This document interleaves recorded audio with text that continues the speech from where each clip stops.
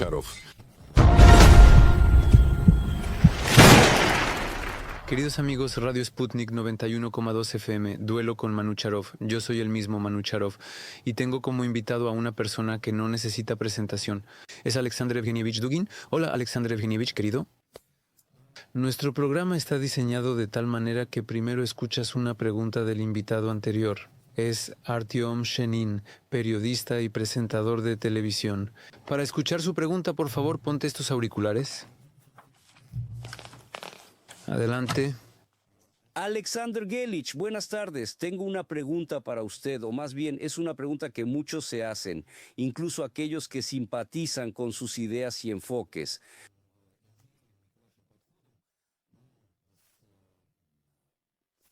La comparten, pero la pregunta que se escucha a menudo es ¿hasta qué punto el filósofo Dugin, al expresar y proponer sus ideas y visiones sobre cómo son y deberían ser las cosas, realmente considera la implementación práctica o incluso la posibilidad de implementación práctica de lo que dice? En otras palabras, ¿cree usted que su tarea es formular ciertas ideas y caminos radicales para resolverlas, o debería también incluir la posibilidad de su implementación práctica? Es decir, ¿debería un filósofo, en nuestro caso de temática sociopolítica, pensar en el aspecto práctico? ¿O su tarea es formular lo que se llama el objetivo y el movimiento ya es otra historia? Gracias. Bueno, ¿qué dice? Es una pregunta muy seria y profunda. En principio se puede decir que nuestro amigo mencionó la fórmula práctica. Sí, la aplicación práctica. La palabra praxis, práctica, la práctica misma y el concepto de práctica a menudo los interpretamos incorrectamente. Aristóteles hace una distinción interesante entre práctica y técnica. Dos palabras praxis, pragma y tecne, y dice que solo una persona libre puede dedicarse a la praxis, a la práctica, y solo sobre la base de la teoría. Es decir, solo quien se dedica... La teoría es contemplación.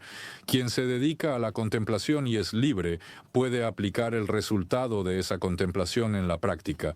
Eso es práctica. ¿Y qué es técnica?, dice Aristóteles. La técnica es la ejecución hábil de cualquier tarea asignada, ya sea por ti mismo o no. Aquí está la diferencia fundamental entre práctica y técnica. Un técnico puede ser un esclavo, dice Aristóteles. Puede ejecutar perfectamente una tarea asignada, pero solo un practicante puede ser libre. Es decir, no solo ejecuta la tarea, sino que también la establece. ¿Entonces usted es un practicante? En este sentido, creo que la filosofía no es algo separado de la práctica. Además, si no hay este cambio práctico en la filosofía, si no pasas del nivel de pura contemplación de ideas a su implementación, si no das al menos algunos pasos en esa dirección, entonces no eres filósofo. Esto ya estaba en Platón en su metáfora, en su historia de la cueva. El filósofo que elige la verdad rompe las cadenas, deja de ser un prisionero sentado y observando alucinaciones en la pared como un prototelevisor descrito en Platón. Asciende a la contemplación de la verdad y luego, dice Platón, debe descender y en la práctica, ya como un hombre libre que ha contemplado ideas, con esta experiencia superior, lo implementa. A menudo se dice que a un filósofo así lo matan, porque las personas que contemplan estas ilusiones banales no están muy inclinadas a dirigirse a la verdad, elevarse, despertar. Por eso el destino del filósofo practicante, según Platón, es triste. Pero me gustaría enfatizar que, siguiendo este ideal y este principio, el principio platónico, creo que una persona responsable que realmente es fiel a las ideas, simplemente debe esforzarse en la medida de sus fuerzas, en la medida de sus competencias, aplicar estas ideas en la práctica. Y sabes cómo... Sí, pero esto es muy... Aquí respondo a Shenin. Es muy importante hacerlo de manera consistente. Es decir, cuando un pensador pasa inmediatamente a organizar o reorganizar alguna institución o kiosco, cuando atraviesa demasiado rápido la distancia entre las ideas puras y el mundo bastante oscuro y contradictorio de la materia, a menudo parece tonto. Porque si no explica de inmediato cómo pasó de su contemplación, por qué es necesario organizar ese kiosco de esa manera, generalmente pierde de vista muchos elementos y aquí no parece muy convincente. ¿Pero entiendes que se necesita un esquema y propaganda de tus ideas? ¿Te dedicas a eso? Mira, sí, no hay propaganda ni esquemas, quiero decir, instrucciones, así es como veo la actividad. En primer lugar, lo más importante en el contenido de la idea es la filosofía. Esto es pura religión y filosofía, no están lejos una de la otra, porque sin filosofía no hay religión. Cualquier filosofía verdadera, por supuesto, es religiosa y están conectadas entre sí. Pero este es el nivel más alto, religión y filosofía. Luego viene la ciencia. Creo que el camino hacia la implementación práctica de las ideas es la investigación científica. Por eso me dedico a diversas ciencias, humanidades, pero a veces también me adentro en algunas naturales, al menos en un primer acercamiento, en lo que respecta a la filosofía y la ciencia. Y este es para mí el camino de las ideas puras a las ideas ya, por ejemplo, relacionadas con la sociedad. Esto es sociología, con la política, esto es ciencia política. ¿Y cuál es la superidea Alexander Georgievich en su trabajo filosófico? ¿Existe realmente? Por supuesto que sí, es muy importante. Hay una idea de ideas, Platón habla de esto, es la idea del bien. Es una idea inexpresable, porque nadie sabe qué es el bien.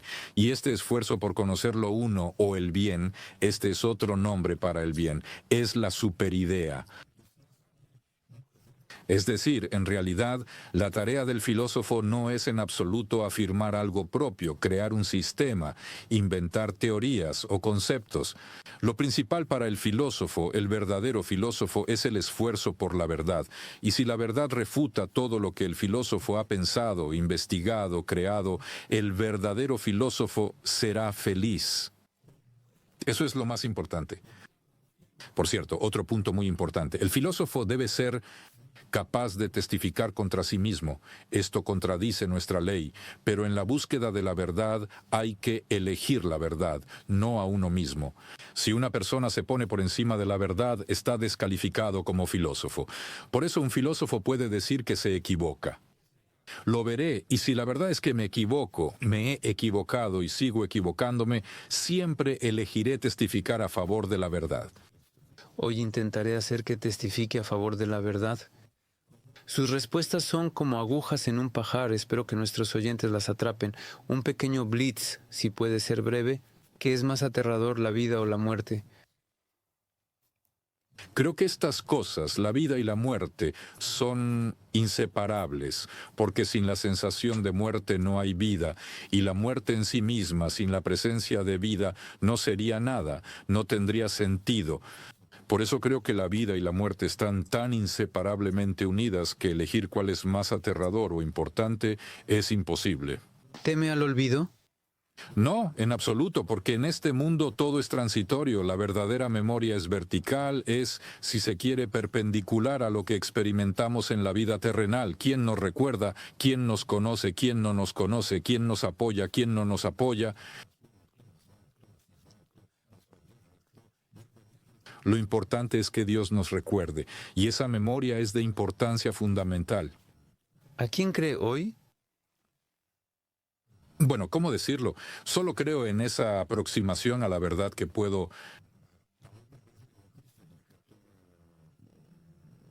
alcanzar. Solo ahí hay para mí una fuente de fe, es decir, creo en Dios y creo a Dios. Pero a veces Dios habla y a veces Dios guarda silencio. Y cuando Dios guarda silencio, trato de entender el significado de su silencio. Y creo no solo en sus palabras, no, sino también en su silencio. Eso puede ser muy difícil. ¿Se puede escapar del destino? No, por supuesto que no. Otra cosa es cómo enfrentarlo. Los antiguos griegos entendían el destino como el hado que se opone a la libertad y la dignidad de la persona. Y esta lucha con el hado, que no terminaba en victoria sobre el hado o el destino, pero llevaba al apoteosis del héroe, es algo muy sutil. No se puede escapar del destino, pero la completa sumisión a él tampoco es lo correcto. Aquí debe haber un enfoque completamente diferente. Reformuló. ¿Se puede controlar el destino y es necesario? El hombre fue creado por Dios absolutamente libre. En este sentido me alineo con las posiciones clásicas de nuestra religión, la religión cristiana. Dios crea al hombre libre. Y por supuesto, esta libertad nunca, bajo ninguna circunstancia, puede ser arrebatada al hombre, porque eso es lo que somos. Pero hay una providencia respecto a esta libertad y hay un destino, una maldición, si se quiere. Y así, el hombre con su libertad siempre es libre de elegir entre la providencia o el destino. Se encuentra entre ambos. Y en este sentido siempre es muy importante. Al oponerse al destino, el hombre puede desafiar la providencia. Al ceder demasiado pensando que es providencia, puede convertirse en un juguete del destino. Y en eso consiste el equilibrio. El equilibrio y el desafío fundamental para nuestra libertad. La libertad no es algo que debamos obtener, sino algo que ya tenemos como seres humanos. Pero gestionarla es un arte, una responsabilidad. Y esto en general, si se quiere, es una carga increíble. La carga de la libertad. ¿Sientes esta carga sobre ti? Por supuesto, como todos nosotros. En realidad, todos sabemos en el fondo que Dios nos creó libres, que somos libres. Pero ¿para qué somos libres? ¿De qué somos libres? Aquí es donde comienza algo más complicado. ¿Y qué le pasará al hombre después de la muerte? Depende, para cada uno es diferente. Mucho depende, de hecho, de cómo vivamos. En realidad no es como si nos fuéramos a la muerte como en un tren hacia una nueva ciudad o territorio. Ahora mismo estamos determinando nuestro destino póstumo. Y dependiendo de cómo vivamos cada momento de nuestra vida terrenal, de eso depende nuestro destino en la eternidad. De ahí la importancia de esta vida terrenal. Y se dice que en la tradición cristiana se reconoce que tanto los ángeles como los demonios pueden creer en Dios, saben que Dios existe. Sí, pero podemos profesar, es decir, encarnar nuestra fe en acciones solo en vida. Esa es la responsabilidad del hombre. Después de la muerte será tarde para arrepentirse, cambiar, creer y comprender, y solo podemos profesar en esta vida terrenal. Es pequeña en comparación con la eternidad, es insignificante, y sin embargo de ella depende todo. Este es también uno de los paradojas de nuestra libertad. Respuesta corta, si se puede. ¿Cuántos volúmenes tiene la colección de obras de Alexander Dugin hoy? Sabes, he escrito, perdí la cuenta hace mucho tiempo, recientemente conté más de 70 libros, tal vez incluso más, porque algunos libros ni siquiera sé, me entero de su existencia de alguna manera por casualidad, porque alguien los publica, recogen entrevistas, artículos. Este legado es realmente muy grande. Pero, ¿sabes? Quiero decir que la cantidad es la cantidad de monstruosidades. Aquí mismo, si alguien me dice que una persona escribió 100 libros, por supuesto, lo respetaré, que trabajó, no fue perezoso, se esforzó, pero eso no significa en absoluto que realmente haya hecho algo. Por eso para mí mismo no estoy en absoluto. No estoy orgulloso de ello. Simplemente soy una persona trabajadora, por un lado, pero a veces los filósofos dejan un par de aforismos y los reflexionamos durante milenios. Y a veces hay cientos de volúmenes que en general podrían no haberse escrito. Al fuego, sí, al fuego. Sin embargo, la gente se esforzó, pero en este sentido, creo que lo más importante para un pensador no es la cantidad de volúmenes escritos, sino la calidad de su pensamiento. Inmediatamente después de esto, me dieron ganas de hacer una entrevista increíblemente exclusiva contigo. Espero que podamos hacerlo. ¿Fuiste comunista en la Unión Soviética? No, nunca. ¿En el partido? Nunca soy disidente.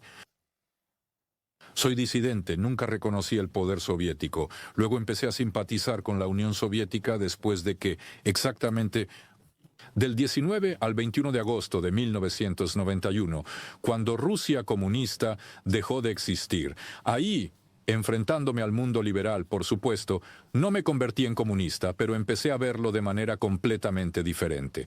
Antes de eso era nostálgico. No, de ninguna manera no. Simplemente hay, sabes, en mi opinión, la verdad también no es que cambie por sí misma, sino que la verdad se nos presenta de diferentes maneras.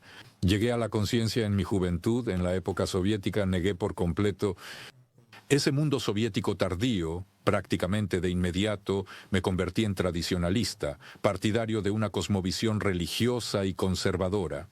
Me interesaba la filosofía, sí, ya entonces empecé a leer a Nietzsche, Hegel en la escuela, entendía poco, pero poco a poco, literatura religiosa, pero nunca fui comunista ni partidario de la URSS. Y así, la verdad para mí se veía entonces como la máxima distancia de esa sociedad soviética tardía en descomposición que lógicamente la llevó a la nada en los años 90. Pero cuando esa Unión Soviética colapsó y en lugar de revivir los valores tradicionales, revivir el imperio, revivir la ortodoxia, revivir una identidad rusa plena que siempre me fue querida, los reformadores y liberales en la ola antisoviética comenzaron a humillar de todas las formas posibles, incluida la URSS. Como parte de nuestra historia, tomé más bien una posición diferente, con mucha más simpatía, revisando mi actitud.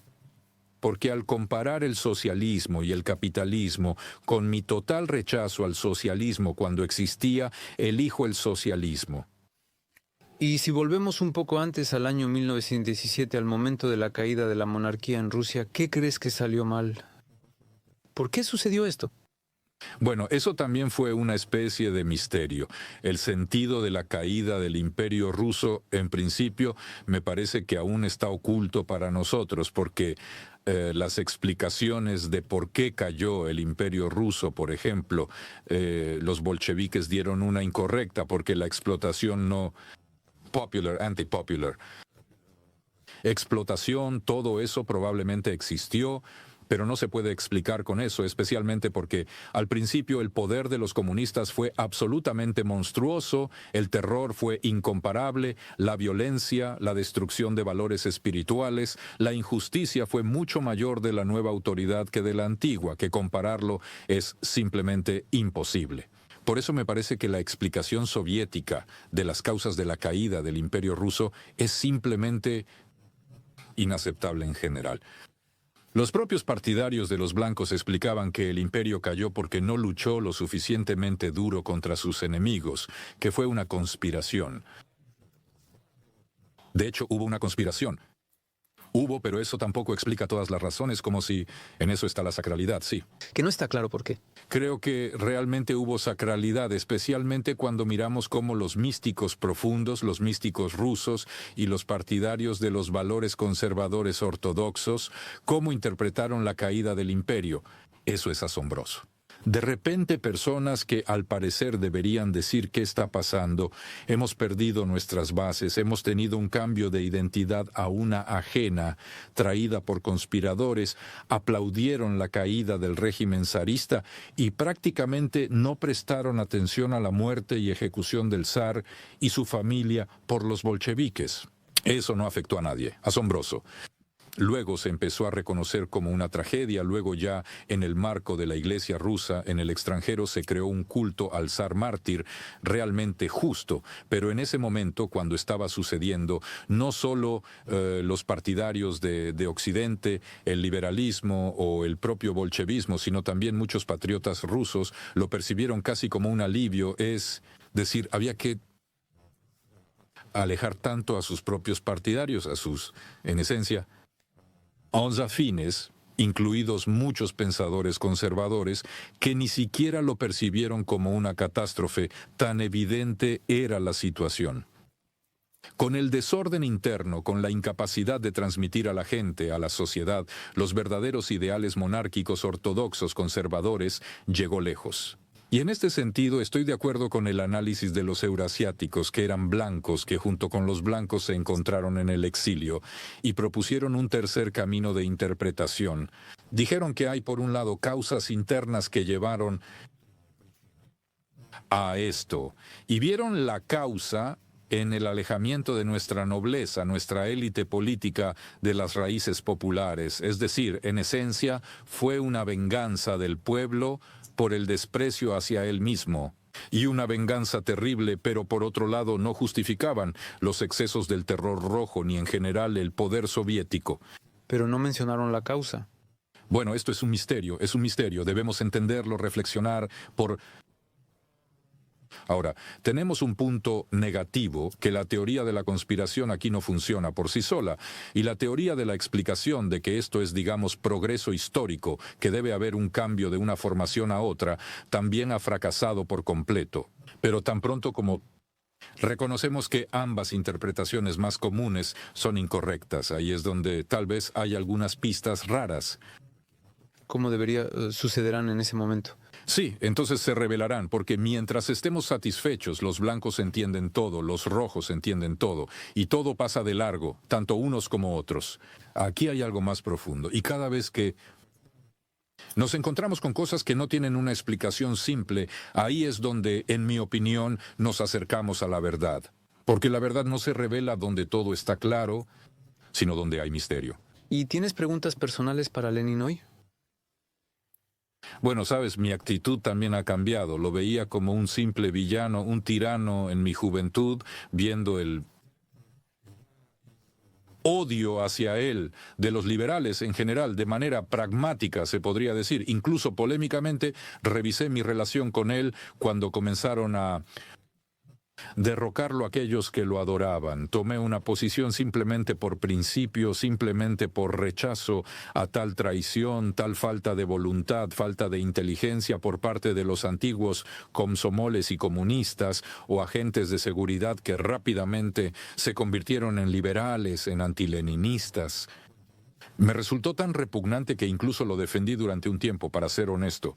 Pero de nuevo, ¿por qué pregunto? Porque hoy en un país ortodoxo, personalmente nunca fui al mausoleo. Para mí y para mis padres, gracias a Dios, era una blasfemia mirar un cadáver. Éramos y somos personas religiosas. Y hoy, ¿entiendes? Cuando hay un desfile y Putin está al lado del mausoleo, no en el mausoleo, entiendo que el ejército pasa junto a Lenin.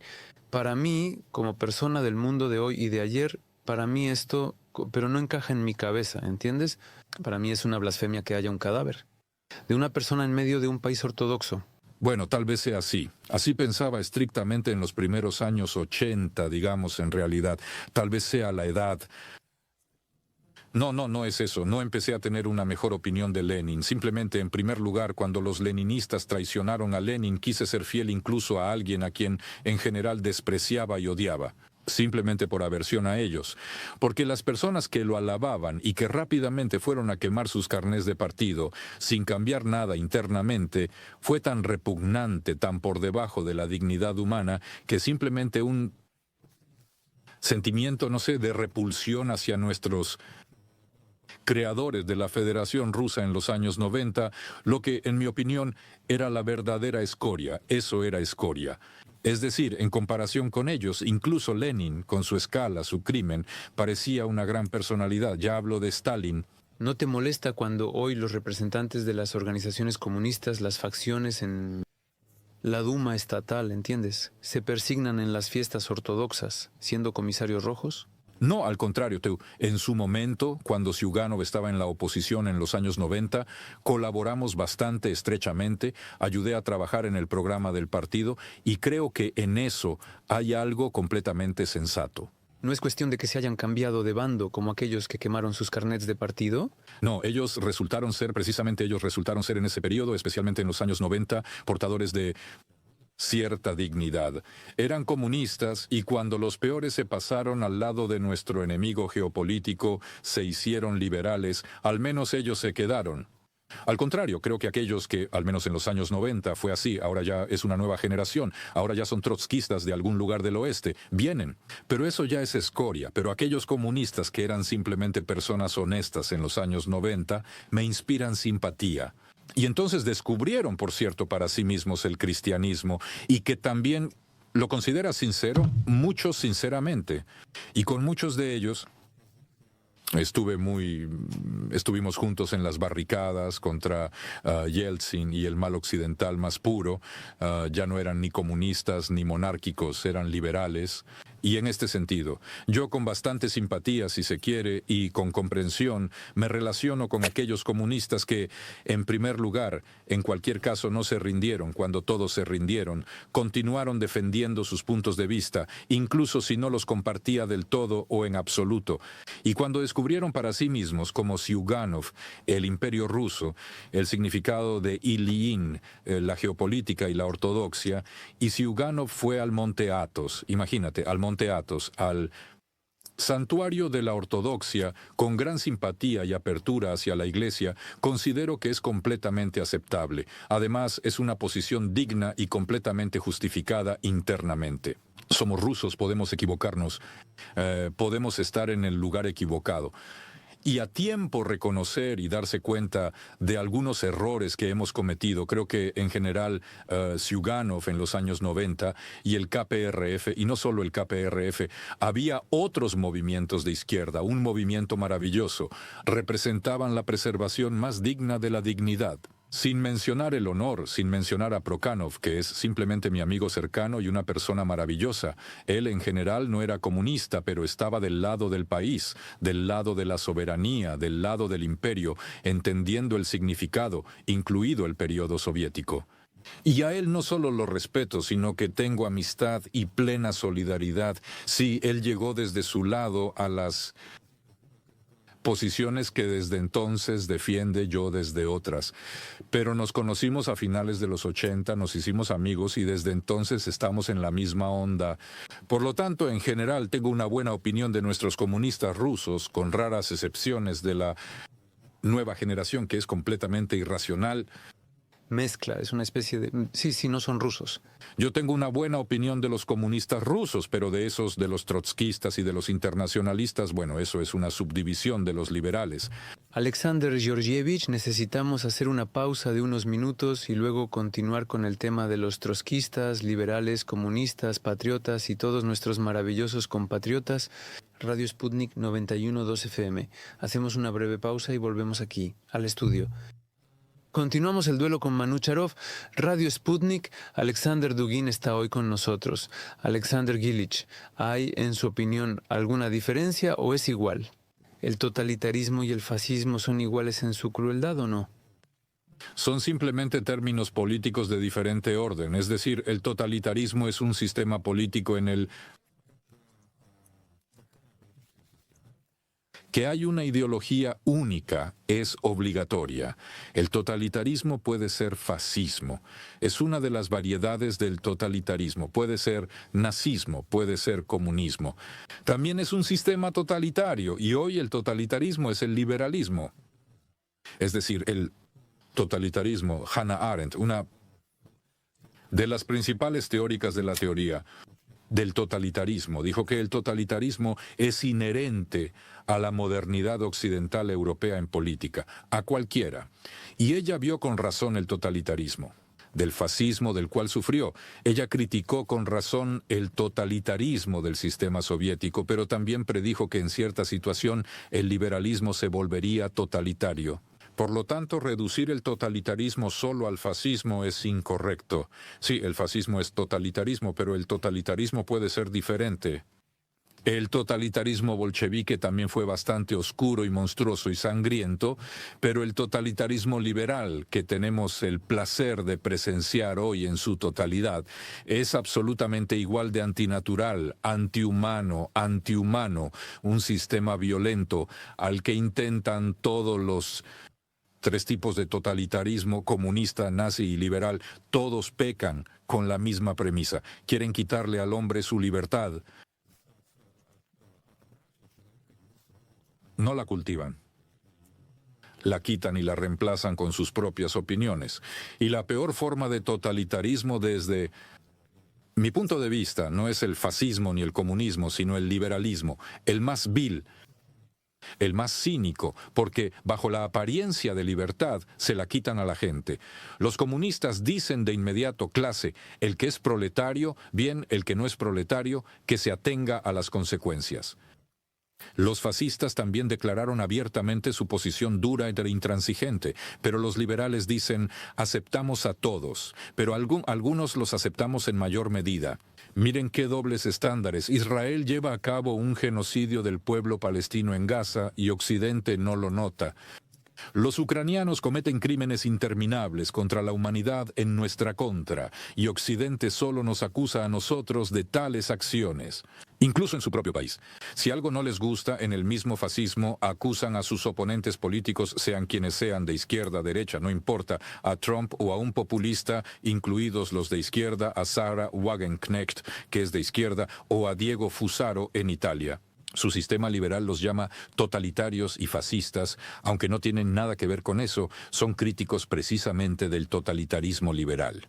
Y esta vileza y, por supuesto, la cantidad de crímenes que ha acumulado la civilización occidental anglosajona, en primer lugar en general la civilización europea occidental, es aterradora porque en los crímenes del liberalismo se incluye la esclavitud, la colonización, que justificaban precisamente las ideas de progreso, desarrollo, violencia y la práctica absolutamente repugnante de convertir a las personas en esclavos. Por lo tanto, el racismo originalmente, por cierto, no surgió con Hitler, surgió en el liberalismo anglosajón básico.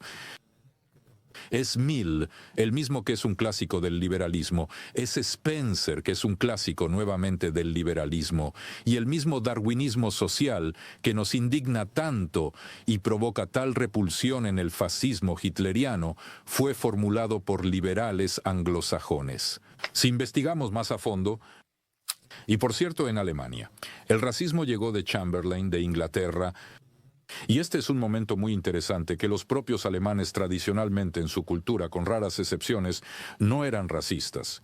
Es sorprendente cómo esto, cómo decirlo, crece, ¿entiendes? Cuando estuve un par de veces en campos de concentración que hoy se han convertido en museos, en Dachau, por ejemplo, había un gran panel sobre las personas que trabajaban allí.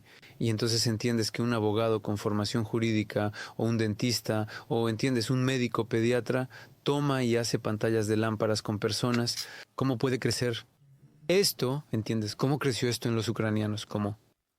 Sabes, hay como misterios luminosos en el mundo y en la historia, y hay misterios oscuros, y simplemente con la vileza humana, o la bajeza, o la crueldad, no se explica todo esto. En algún momento para nosotros, los cristianos, todo esto es simple. Hay un mundo espiritual luminoso que nos ayuda, y hay un mundo espiritual oscuro que a veces nos empuja a nosotros, a tales acciones, a tales cosas que, bueno, con una mente sana y una conciencia clara simplemente nunca haríamos. Y hay tales enseñanzas, ideologías que comienzan a cultivar esto. Y hoy, por cierto, el liberalismo ha tomado precisamente la ideología del satanismo como arma. Es una cosa terrible. La deshumanización a la que lleva el liberalismo moderno está a la altura de esas perversiones, esos límites de degeneración que encontramos incluso en la sociedad nazi. Una palabra sobre la ideología. ¿Cuándo se rompió la ideología en la Unión Soviética? ¿O estaba condenada desde el principio? Es una pregunta complicada. En algún momento se rompió seguro porque dejamos de vivir esa ideología. Correcto o incorrecto, ahora no lo juzgo. Simplemente se puede tomar como un hecho que la sociedad soviética era ideológica, y esta ideología vivía en nuestro país, vivía en su población, vivía en nuestro pueblo, que realmente, inspirado por el sueño de un futuro mejor, de justicia social, creaba cosas increíbles, hazañas, logros, descubrimientos. Esto no se puede atribuir a que el pueblo existía por sí mismo y la ideología por otro lado.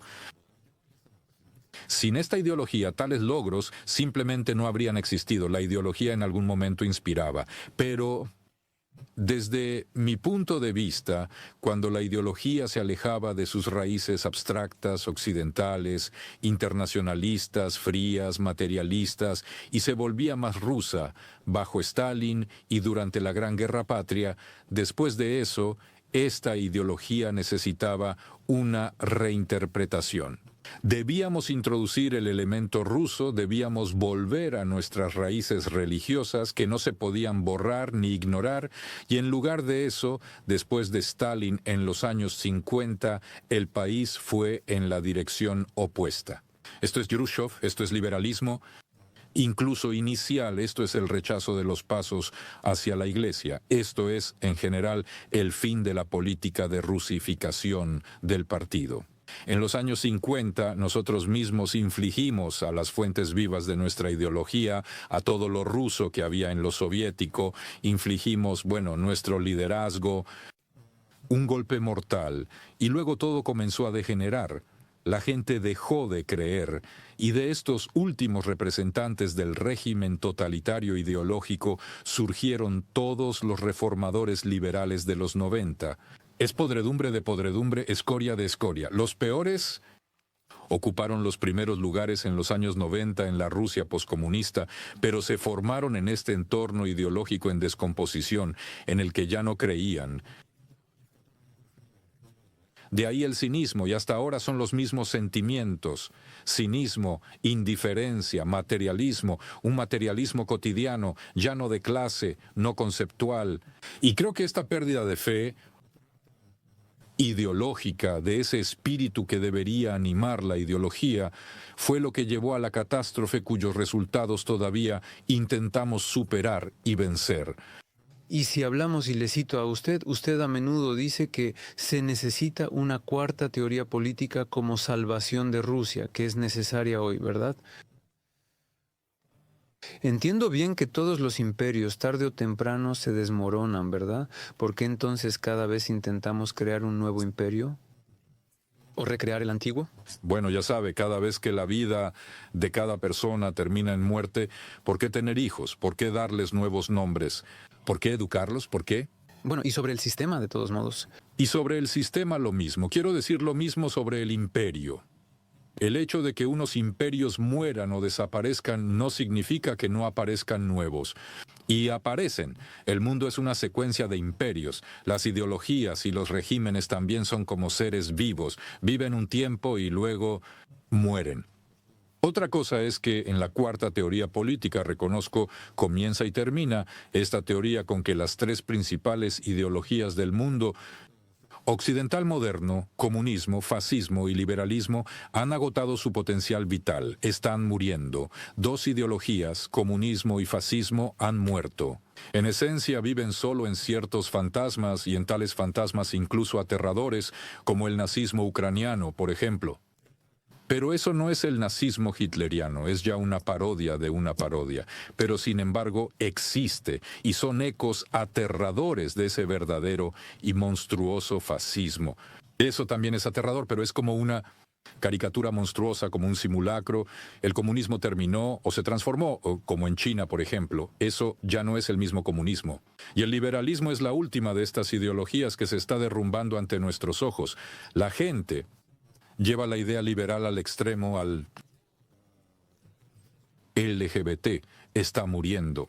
Y en lugar de oponerse al liberalismo moribundo, pero que aún conserva su influencia en gran medida con sistemas antiguos, es decir, nacionalismo o fascismo o comunismo, en lugar de atacar al liberalismo desde el pasado, a lo que nos impulsa la lógica misma. Decimos, no nos gusta el liberalismo. ¿Y qué les gusta? Bueno, entonces la elección es pequeña, comunismo o nacionalismo. Así es. Propongo reunir estas tres ideologías y enviarlas a la historia, al pasado. ¿Y qué proponer hoy? Pues hay que buscar. Y en lo que había antes de estas tres ideologías occidentales y lo que vendrá después, es una combinación, si se quiere, de valores tradicionales con un impulso, monarquía, ortodoxia, nacionalidad con un impulso hacia el futuro. ¿Y qué es eso? Bueno, eso será la cuarta teoría política. Se puede decir, un imperio euroasiático del futuro que no solo toma lo mejor del pasado, no, sino que afirma de nuevo esta idea soberana de Rusia como una civilización ortodoxa especial, coincidirá, es algo fresco, ya no es solo una continuación, es realmente una restauración, un renacimiento, es un nuevo nacimiento. Un nuevo nacimiento no es solo preservar al anciano o desenterrar algunos de sus restos, sino concebir un nuevo ser y llevarlo a un estado divino, educarlo, formarlo. ¿Y ahora no es este modelo el que funciona? ¿No vivimos hoy en una sociedad monárquica? Gracias a Dios. Realmente estoy de acuerdo con eso. Hoy no podemos calificar a Rusia ni como liberal país, ni como comunista, ni como fascista. Coincidirá, eso es lo que dice correctamente. Es decir, la cuarta teoría política, teorías que están en la mente del filósofo, en mi mente, en la mente de las personas que lo comparten, es una cosa. Pero por otro lado, vivimos en ella, nos acercamos a ella. Otra cosa es que todavía hay influencias muy fuertes de las antiguas. Muchos de nosotros todavía somos liberales por inercia, muchos por inercia o por ignorancia nacionalistas, lo que es absolutamente opuesto a nuestra estructura, nuestra identidad imperial, que incluye a otros pueblos y otras culturas. Y muchos por inercia son comunistas y no quieren renovarse, no quieren hacer esfuerzos, pero ya están como desapareciendo gradualmente.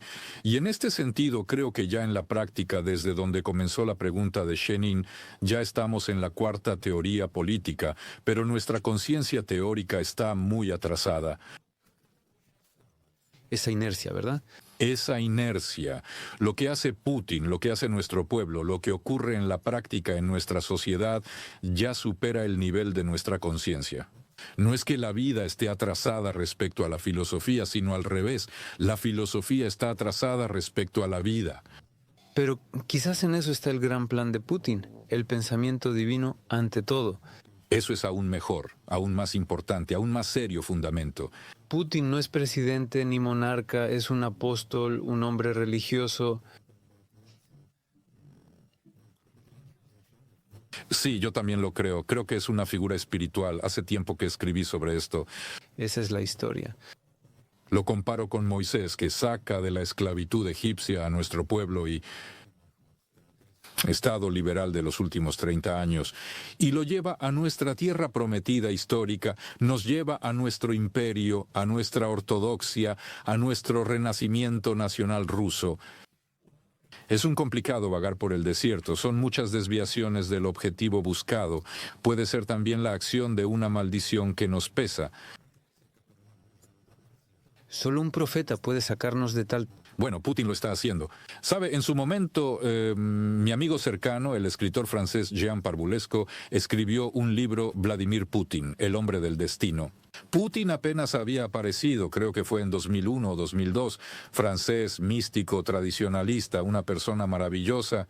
Vio en Putin esta misión sagrada. Nadie podía imaginarlo entonces, es decir, nada más inapropiado para el público francés y probablemente también para el público ruso que el libro de Jean Parbulesco, Vladimir Putin. El hombre del destino no había. Y sin embargo creo que acertó, y también creo que nuestro presidente, más que presidente, está cumpliendo una misión histórica y espiritual increíble. Hablando de Vladimir Vladimirovich, cito a los medios, a menudo lo llaman el cerebro de Putin. ¿No le da miedo que lo llamen así? No, creo que es un malentendido. Creo que hablamos de esto en detalle. Creo que simplemente Putin es realmente una persona que la lógica de la historia rusa, la providencia misma, ha llamado a la vida. Y yo trato de comprender los procesos que ocurren. Y estamos en la misma onda. Pero nada más, no creo que tenga alguna influencia sobre él. Es decir, creo que él es por sí mismo, tiene acceso directo a esa verdad que intento comprender y reflejar en mis investigaciones. Y esto es aún mejor, y quizás es lo único que podría explicar su decisión trascendental, porque ningún consejero, ninguna recomendación podría en este momento crítico, cuando se plantea la cuestión de ser o no ser, y del que depende el destino de la humanidad, y hoy precisamente de eso se trata, aquí no se puede explicar por ninguna influencia. Un par de preguntas finales, si puede ser breve. Alexander Georgievich, a menudo escuchamos sobre el camino especial ruso, sí, este camino ruso. ¿En qué consiste? ¿Qué es este camino ruso? ¿Por qué lo necesitamos? Bueno, ¿cómo hablar brevemente sobre lo más importante? Escribí 3 enormes libros de 1500 páginas cada uno, el Logos ruso, precisamente sobre el camino ruso.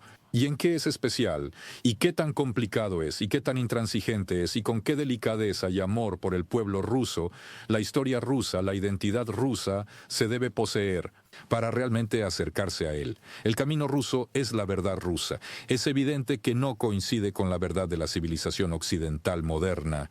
Hoy todos lo entienden, y cada soldado en el frente, y creo que aún la mayoría de las personas en la retaguardia. Que no coincide, es evidente, pero eso ya es una respuesta, ya es una respuesta. Entonces no es como en Occidente, tampoco es como en Oriente, y entonces vamos a replantearnos a nosotros mismos, encontrar nuestro propio ser, explicarnos a nosotros mismos, describir nuestro yo profundo y secreto.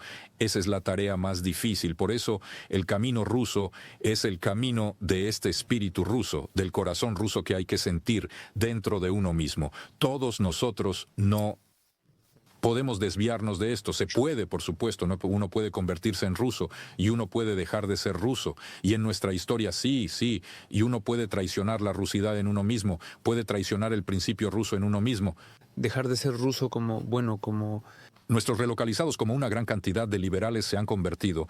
ser ruso, me parece que se arrepienten en el fondo de su alma. Sabes, el alma ajena, no podemos juzgarla. Vemos un acto directo de renuncia a nuestra identidad, traición al pueblo en una situación muy difícil. Las personas que abandonaron Rusia y traicionaron a nuestro pueblo después del inicio de la operación militar especial, realizaron un ritual de renuncia, como ocurre con la iglesia. Las personas dejaron de creer en Dios, dijeron, renuncio a Él. ¿Y qué considerarlo cristiano? Nosotros creemos y queremos que incluso renunciando a Dios, las personas le sigan siendo fieles en secreto. Y puede que llegue una situación en la que se arrepientan, se arrepentirán, los aceptaremos, pero no podemos decir que las personas que nos traicionaron a nuestra patria cuando pagamos por ella con tanta sangre, la sangre de personas cercanas, nuestra propia sangre, que ya son también rusos. No, todavía no. Vuelvan a nosotros, arrepiéntanse. ¿Y nosotros perdonamos? Eso lo decide el pueblo. Bueno, ¿cómo? Debemos perdonar. Por supuesto, los rusos perdonan, claro que perdonan, porque no somos rencorosos, no somos anglosajones. Perdonamos, pero para eso deben estar sus ojos. Sabes, hasta que no miremos a los ojos allí moqueando, diciendo que también hemos reconsiderado nuestro punto de vista, es una cosa. Miraremos a los ojos a los relocalizados que regresan, y creo que el pueblo hace conclusiones muy correctas, muy rápidas, pero muy profundas, por muchos signos diferentes. Es decir, simplemente formal. Creo que el arrepentimiento formal no es suficiente para perdonar, pero los ojos de una persona, su alma, sus acciones, creo que mostrarán quién se ha vuelto ruso de nuevo, ha regresado a nosotros, y quién se ha quedado fuera de nuestro pueblo. Bueno, allí también hay vida, pero es diferente. No es vida rusa, no es camino ruso ni destino ruso. Alexander Evgenievich, ¿y la guerra es la naturaleza del hombre? ¿Cómo cree usted en qué momento en el mundo las guerras terminarán o eso nunca sucederá? Bueno, cuando la humanidad termine, entonces las guerras terminarán. Vivimos en tiempos oscuros, tiempos que se acercan a un desenlace de la historia mundial, según nuestras autoridades sagradas. Por eso no creo que debamos esperar paz en tal situación. Tal vez en periodos paradisíacos o en épocas de prosperidad, los periodos de paz fueron bastante largos, pero cuando la humanidad comenzó a acercarse a la era oscura, a este cuarto reino, el reino de hierro, Entonces las guerras se intensificaron. Creo que ahora la cuestión no es si luchar o no luchar, sino luchar en el lado correcto. No tenemos elección de luchar o no luchar. Simplemente hay que elegir la trinchera. Nos movilizarán de todos modos. Es decir, otra cosa es que no pueden movilizarnos contra nuestra voluntad. Debemos decidirnos por el ejército al que pertenecemos. Si estamos por Rusia, por la ortodoxia, por Cristo, entonces estaremos en el ejército de Dios. Si nos encontramos en el lado opuesto, bueno, entonces eso también es una elección libre. No habría mal, no habría libertad. Si una persona no puede cometer un acto incorrecto, tomar una decisión incorrecta, al final traicionar, cometer un crimen, entonces no habría libertad. Lamentablemente ese es el precio de nuestra dignidad y de nuestra libertad absoluta, tener la posibilidad de elegir nuestro ejército, pero no podemos elegir guerra o paz. Alexander Nikolaevich, tenemos preguntas de nuestros oyentes y espectadores. Para eso necesitas ponerte estos auriculares y escuchar preguntas tan serias de nuestros espectadores y oyentes. Por favor. Alexander Gelich, dígame, ¿para qué sirven los filósofos? ¿Y usted mismo nunca ha querido dedicarse a algo más práctico? Bueno, construir casas, por ejemplo. Preguntas tan ingenuas. Esta es una, luego habrá otra. Por favor. Bueno, ¿para qué sirven los filósofos? Los filósofos son aquellos que de hecho han construido la casa de las construcciones mentales que cada uno tiene en su cabeza. Nuestra civilización, nuestra cultura y nuestra religión fueron creadas por pensadores, creadas por filósofos. Y dependiendo de qué casa intelectual construyeron, cómo organizaron su diseño, qué pusieron en los cimientos, qué paredes levantaron y cómo es el techo de esa casa, de eso depende lo que hay en tu cabeza. En cuanto a la casa, bueno, por supuesto, sería un alivio quitarse la responsabilidad de lo que hay en la cabeza de cada uno de ustedes simplemente por las tablas en las que viviré. Pero eso sería, en mi opinión, Eso es demasiado bueno, es decir, una vida tan dulce que pueden permitirse los no filósofos no es para los filósofos. Bueno, esas preguntas, por supuesto, la gente pregunta. Otra pregunta, por favor. A menudo te llaman fascista ruso. ¿No temes que ese cliché se quede contigo y todos tus demás logros se pierdan en las páginas de Internet? Bueno, escuchen, también hay preguntas así. Como si estuviéramos en guerra con nuestro enemigo. Nuestro enemigo llama así a todos los que no le gustan. Trump llama fascista americano, Marine Le Pen francesa, Putin llama fascista ruso. Creo que ya no hay que prestar atención a eso. Si yo fuera fascista, ruso o no ruso, lo diría. Soy una persona bastante valiente, ya he asumido tanto en la vida que si lo pensara no dudaría.